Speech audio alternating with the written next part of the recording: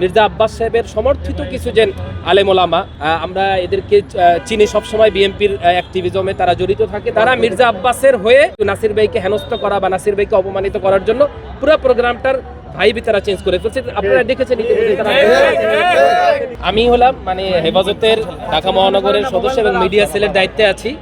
পাশাপাশি আমার রাজনৈতিক পরিচয় হলো আমি এনসিপিতে আছি। পাশাপাশি এই যে কমিউনিটি যারা আছে, আজকে যারা প্রোগ্রাম করছে তাদের সাথে আমার মানে খুবই কানেক্টেড।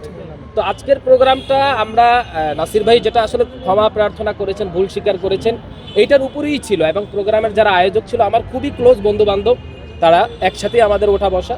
তা আমরা ওই কমেন্টের ভিত্তিতেই আমরা আসছি যে আজকে প্রোগ্রামটা এইভাবেই সুস্থভাবে হবে।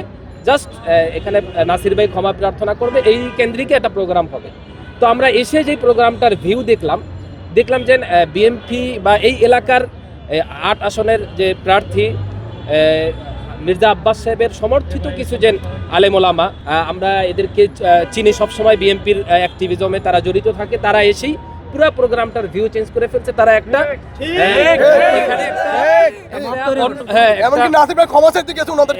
এখানে একটা তারা এই প্রোগ্রামটা মূল যে নাসির ভাই কেন্দ্রিক সেটা আর ছিল না।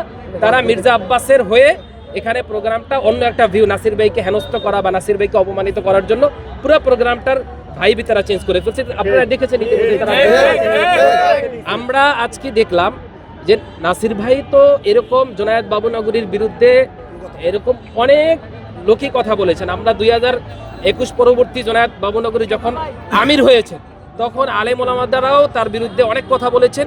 আজকে দেখেন, আজকে বিএনপির একজন অ্যাক্টিভিস্ট সাংবাদিক শাহেদ আলম, তিনি আমাদের 11 দলীয় জোটের বাংলাদেশ খেলাফত মজলিসের যে আমির মামুনুল হকের বিরুদ্ধে খুবই কুরুচিপূর্ণ মন্তব্য করেছে।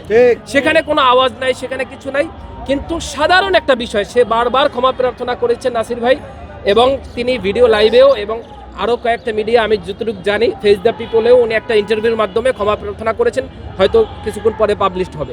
কিন্তু আমরা ইতিমধ্যে দেখতে পাচ্ছি যে ঢাকা 8 আসনের যে প্রার্থী মির্জা আব্বাসের ইন্ধন এবং বিএনপি এইটা পুরাটাই মেকানিজমের মূল দায়িত্বে বিএনপি ছিল। তারা আজকে একটা গ্যাঞ্জাম এবং হট্টগোল করার চেষ্টা করছে। আমরা আইন শৃঙ্খলা বাহিনীকে আবেদন করব যে নির্বাচনের আগে ঢাকা 8কে কেন্দ্র করে এই ধরনের বিশৃঙ্খলা, এটা কোনোভাবেই আমরা মনে করি ফেয়ার নির্বাচন হওয়ার ক্ষেত্রে বাধাগ্রস্ত করবে।